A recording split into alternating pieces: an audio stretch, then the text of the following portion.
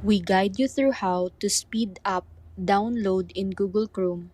So, the first thing you need to do is to open Google Chrome, click the three dots menu in the top right, go to Settings, then Advanced, and make sure Chrome is fully updated since newer versions improve download performance.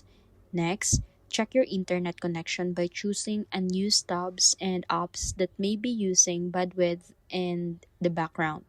You can also clear Chrome's cache by going to Privacy and Security, selecting Clear Browsing Data, and removing cache files to help Chrome run faster.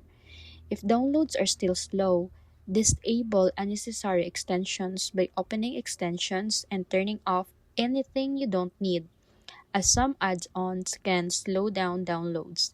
For even better speed, try using Reliable Download Manager extension and avoid downloading multiple large files at the same time. After applying the steps, restart Chrome and you should notice faster and more stable download speeds right away.